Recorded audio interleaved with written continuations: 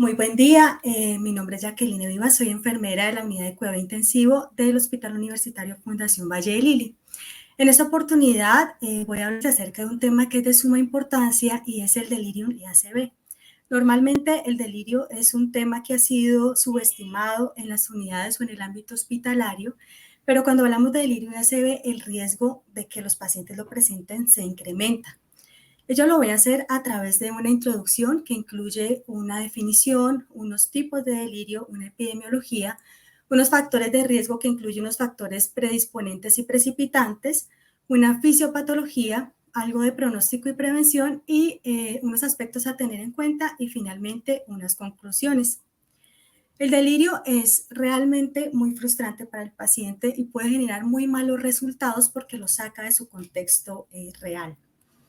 Pero, ¿qué es el delirio? Este puede tener varias definiciones que pueden variar desde la parte operacional o conceptual. En sí se trata de un síndrome complejo que se caracteriza por alteraciones agudas de la atención y de la conciencia y también alteraciones de las funciones cognitivas como por ejemplo déficit de memoria, de lenguaje, de la capacidad visoespacial, de la percepción, algunos trastornos psicomotores, algunos trastornos del sueño, lo cual hace muy difícil su diagnóstico. Algo muy característico es que surge en tiempo variable, puede ser de horas a días y fluctúa en severidad con el tiempo. Entonces, el paciente realmente no sabe dónde está o qué es lo que nosotros le vamos a hacer como cuidadores. Hay varios subtipos de delirio. Hablamos de un delirio hipoactivo que, como su nombre lo indica, pues se refiere a una actividad baja. El paciente está con lentitud, con letargia e incluso a veces puede presentar estupor. En el subtipo hiperactivo, el paciente se torna bastante hostil, puede presentar la habilidad en el estado de ánimo, puede presentar agitación y negación incluso a las actividades que les ofrecemos como cuidadores. Y el mixto puede tener un nivel de actividad normal, sin embargo, presenta alteraciones en la conciencia y en la atención. En este tipo mixto hay fluctuaciones entre un nivel hiperactivo e hipoactivo. Las causas como tal realmente no se relacionan a otro tipo de trastornos neurocognitivos o a enfermedades médicas preexistentes o a enfrentarse a situaciones o a sustancias tóxicas o abstinencia, sino que se trata de un conjunto de factores biológicos que conllevan a este tipo de síndrome y genera alteraciones en las redes neuronales a gran escala. Es importante conocer acerca de la epidemiología. Normalmente el delirio se considera que se puede presentar en el 30% de los pacientes hospitalizados, hablando de una prevalencia del 11 al 42% e incluso en los pacientes de edad avanzada se puede presentar hasta en un 50%. Cuando hablamos de pacientes con delirium posictus, podemos hablar de una prevalencia del 10 al 48%. Este puede variar de acuerdo a la escala de medición utilizada, a los criterios de inclusión o exclusión o al tipo de metodología usado en los estudios. Es importante recordar cómo es el panorama del ACV en el mundo y en el último reporte del 2021 de la World Stroke Organization nos muestra que uno de cada 4 personas mayores de 25 años pueden presentar un evento o un ataque cerebrovascular en su vida, que 100 millones de personas viven con las secuelas relacionadas al ACV, que 12.2 millones de nuevos casos hay cada año y que se pueden perder 143 millones de años saludables en las personas pues, que presentan estos eventos y 6.6 millones de personas mueren a causa de ello. Se hizo un estudio en Colombia en donde se midió la mortalidad y la prevalencia de ataque cerebrovascular en Colombia, en Sudamérica, a través de un estudio ecológico y se determinó una tasa de mortalidad de 28 por 100.000 personas y una prevalencia de 142 por 100.000 personas. La etiología usualmente radica en un ACV isquémico en un 85%, hemorrágico 10% y una hemorragia subaracnoidea 3%. ¿Por qué traigo estos panoramas? Es importante conocer la magnitud del problema al cual nos estamos enfrentando. Lo vimos de forma aislada, el delirio solo como tal es un problema y el ACV también. Pero si juntamos ACV y delirio, realmente debemos entender y tener conciencia que estos pacientes que desarrollan un ataque cerebrovascular son particularmente vulnerables y susceptibles a desarrollar delirio por la lesión cerebral directa y porque pueden presentar dos o más factores asociados al desarrollo de estos episodios, como alteraciones cognitivas, alteraciones visuales o funcionales.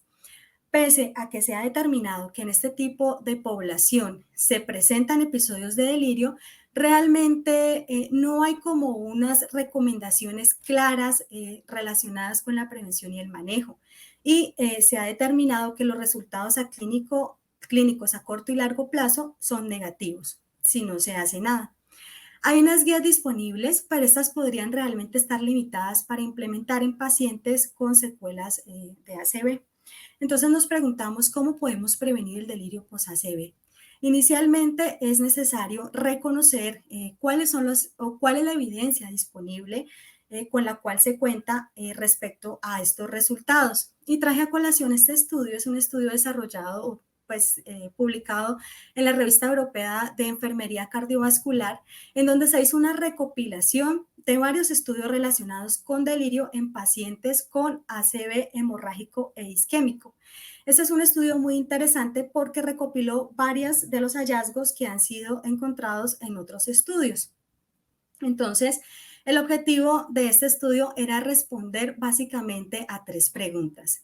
La primera pregunta está relacionada básicamente en cuáles son los estudios disponibles relacionados con delirio y ACV y cuál fue el enfoque metodológico que utilizaron, cuáles fueron los factores asociados o no encontrados en delirio y ACV y cuáles son los resultados del delirio posterior a un ictus. En este caso, se usaron se recogieron 25 estudios, o sea, usando la metodología PRISMA, de más de 1000 estudios, se quedaron con 25 estudios. De ellos, 11 fueron observacionales, 11 de cohorte con un tiempo de seguimiento bastante heterogéneo, que iba de 1 mes a 10 años, pero con un tiempo promedio de 1 a 2 años de seguimiento y 3 de casos y controles. No hubo como tal ensayos clínicos. Las fuentes fueron Medline, CINAHL, las bases de Cochrane, revisiones sistemáticas, Scopus, usando los términos ACV y delirio.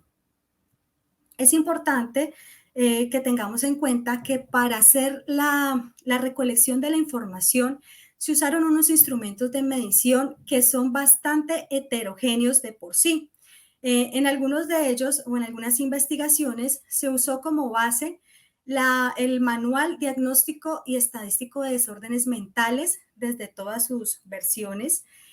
También se usó el método de confusión, de evaluación de la confusión, que es conocido internacionalmente con la sigla CAM.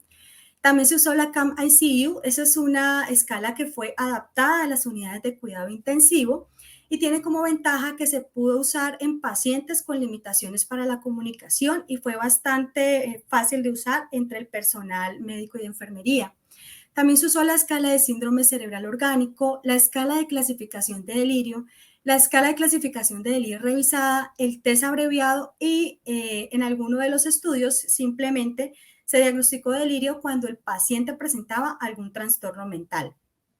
Como podemos ver, es bastante heterogéneo y esto me puede llegar a alterar como tal los resultados.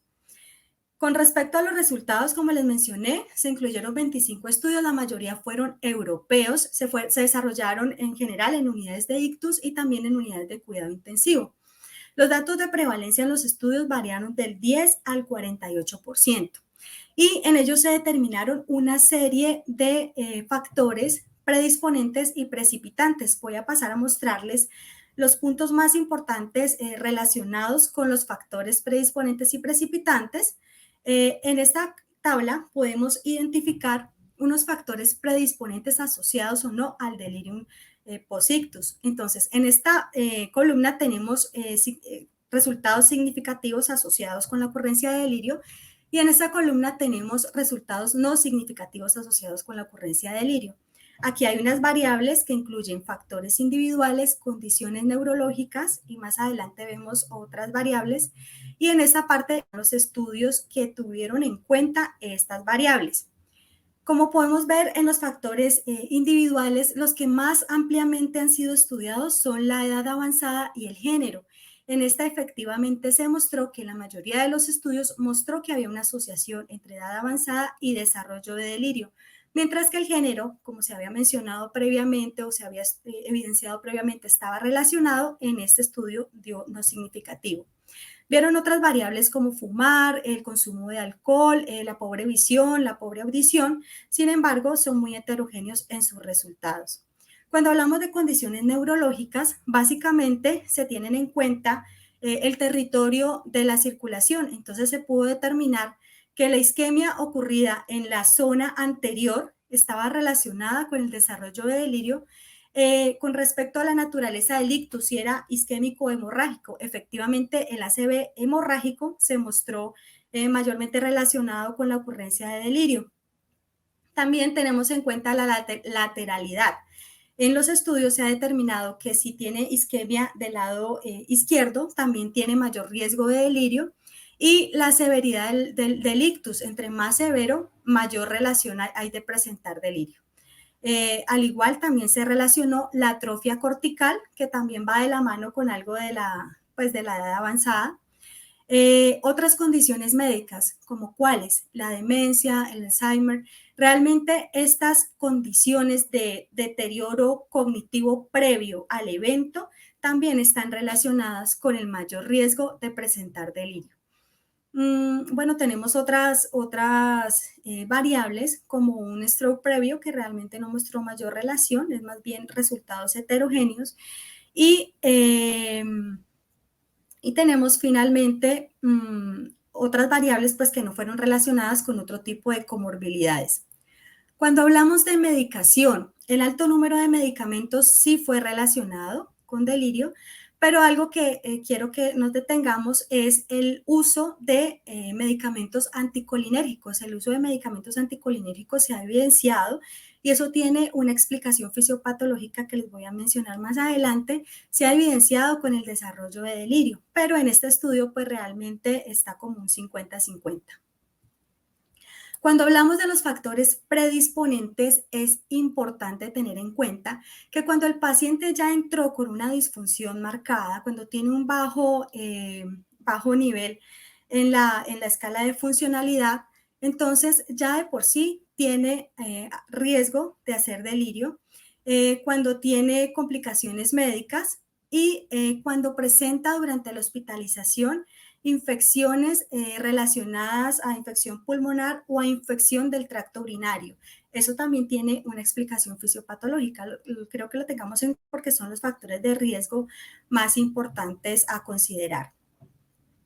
En esta parte, cuando hablamos de condiciones neurológicas precipitantes, hablamos de lo que es la disfagia, de lo que es negligencia y, bueno, esas son como las más representativas.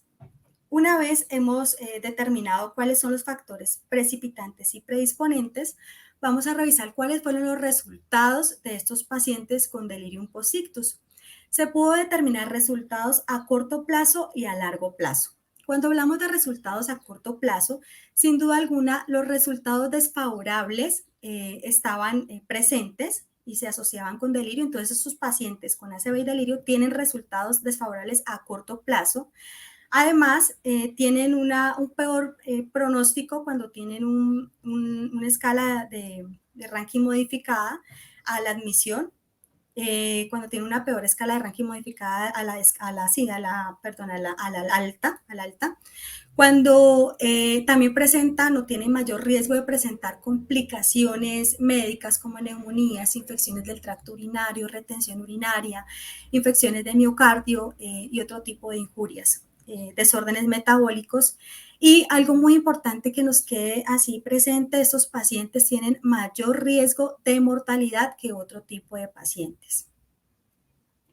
En este punto también hablamos de la funcionalidad, tienen peor funcionalidad incluso hasta el año de presentar el evento y generalmente estos pacientes requieren de unos cuidados o de un alta en sitios donde se les pueda hacer rehabilitación y donde se les ofrezca cuidados institucionalizados.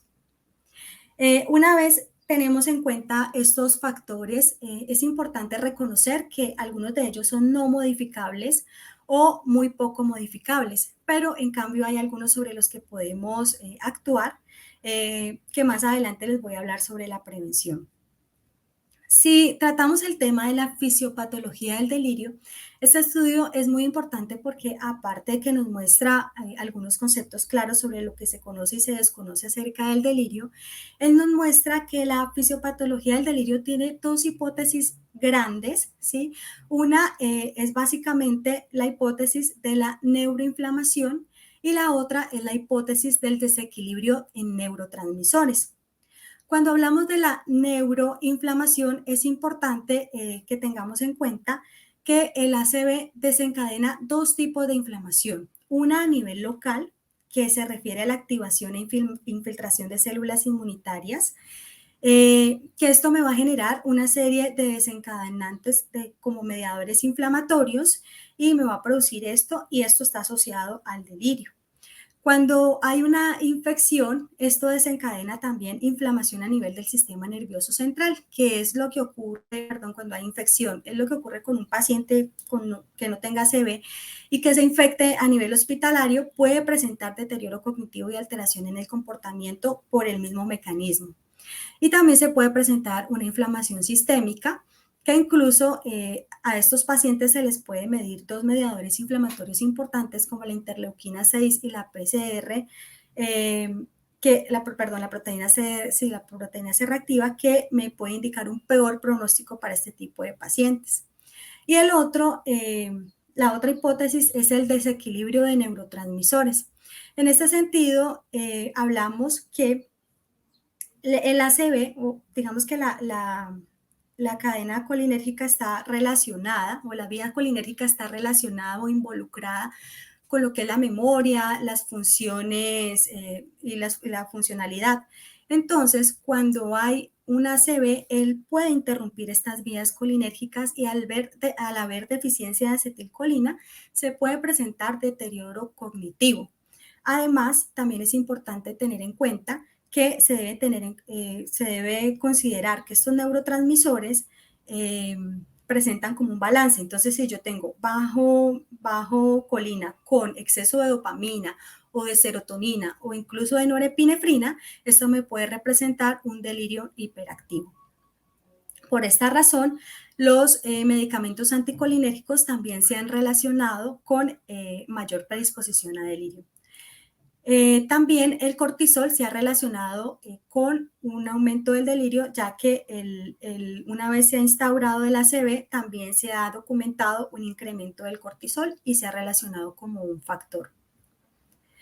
Si hablamos de la asociación entre delirio y hallazgos de neuroimagen, en estudios se han documentado en estos pacientes con delirio atrofia cortical, lesiones de ganglios basales, cambios en la sustancia blanca de agrandamiento ventricular.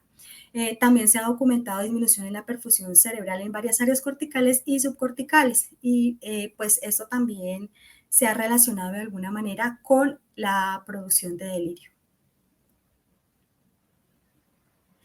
Cuando hablamos de pronóstico, es importante conocer que el pronóstico en sí no va a generar, primero, cuando el paciente tiene delirio de ACV, una mayor estancia hospitalaria, entonces va a requerir de mayor cuidado médico y de enfermería, de manejo de las complicaciones que se pueden presentar. Es importante tener en cuenta que los pacientes con delirio hipoactivo tienen peor pronóstico. ¿En qué sentido? Estos pacientes pues realmente como se la pasan, o eso es lo que nosotros pensamos que están durmiendo, que están tranquilos, realmente tienen delirio. Entonces tienen mayor riesgo de hacer infecciones urinarias, de hacer infecciones pulmonares, de hacer úlceras por presión, y pues como no llaman la atención en el ámbito hospitalario, pues quedan allí y en ese sentido se complican más. Entonces hay que tener en cuenta eso. Otra cosa es que el costo del manejo de las consecuencias es bastante alto, no solamente pues los costos económicos, sino los costos humanos, y es bastante alto porque hay que pagar los tratamientos de las complicaciones, porque el manejo pues no es fácil, porque va a requerir de mayor rehabilitación, entonces para que lo tengamos en cuenta.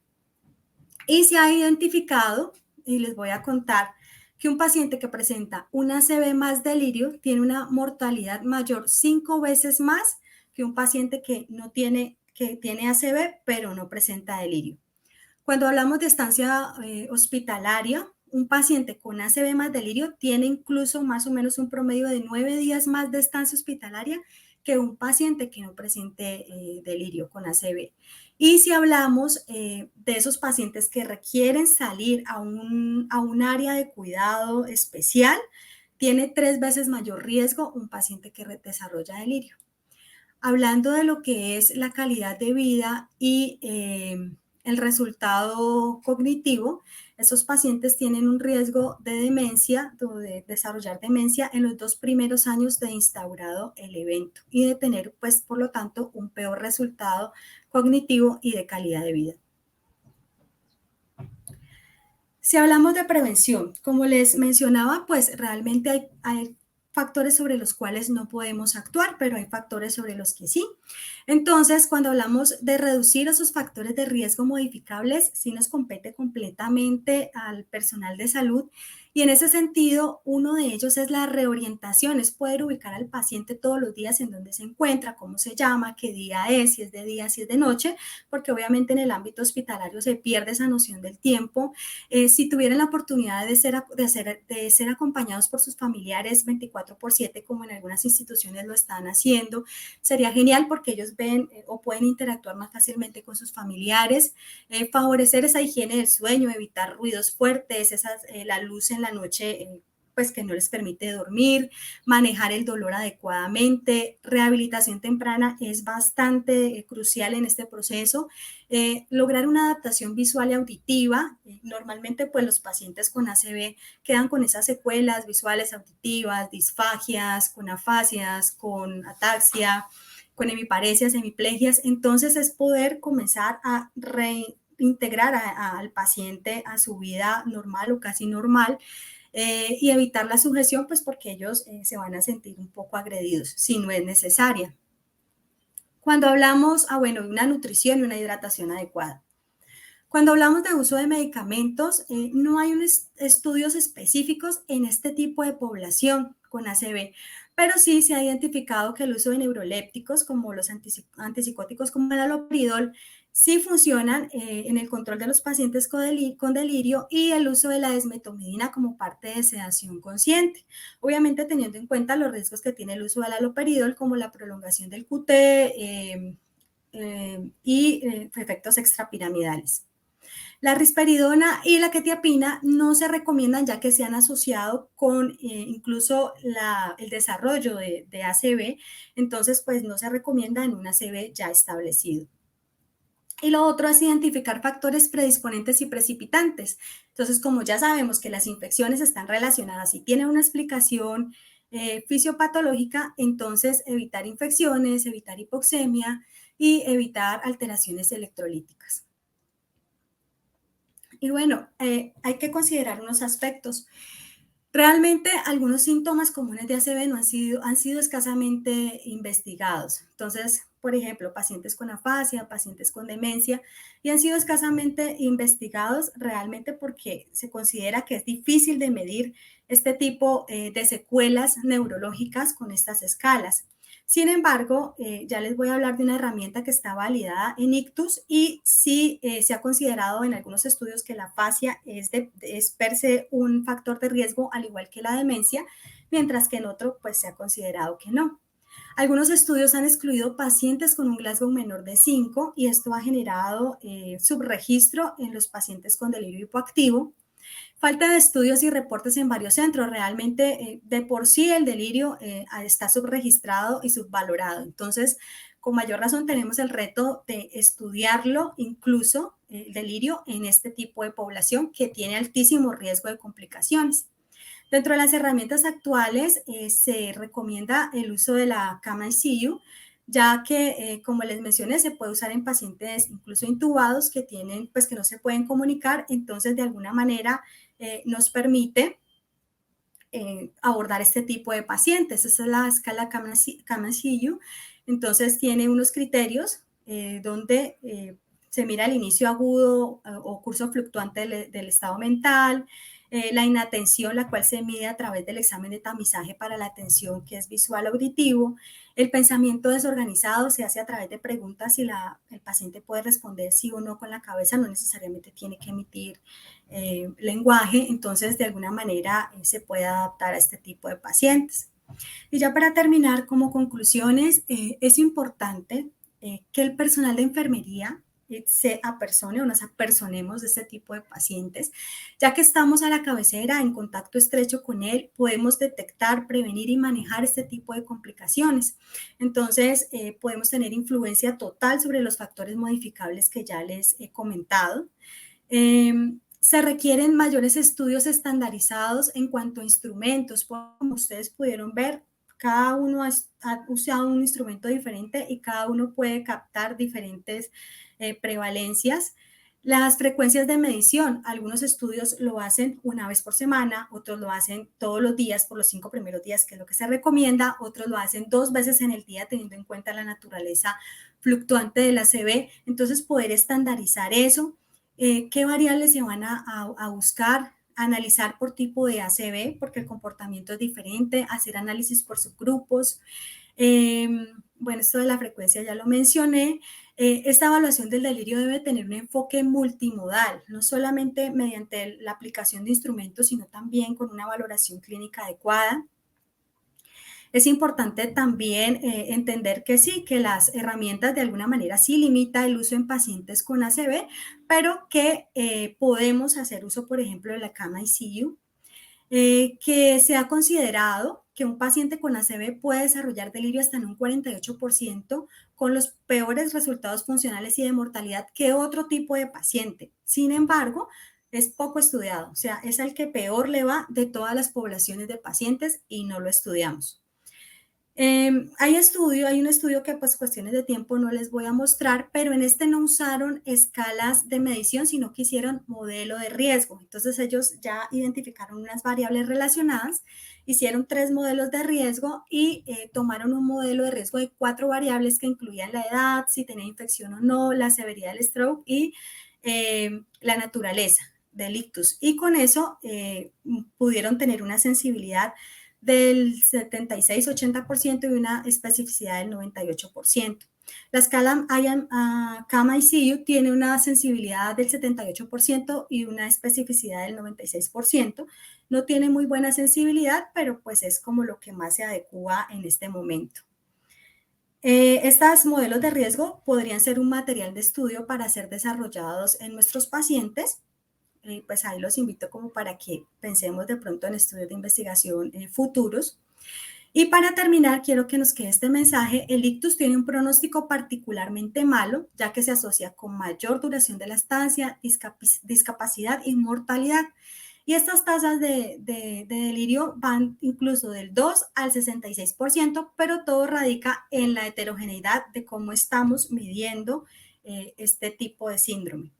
Entonces, nada, pues quería invitarlos a que conocieran realmente esta problemática. Esta es la bibliografía que se ha usado para las personas que estén interesadas en ahondar un poco más acerca del tema. Y pues nada, gracias por su atención y tengamos en cuenta que la enfermedad mental es devastante, no la hagamos invisible y quedo atenta a sus preguntas. Muchas gracias.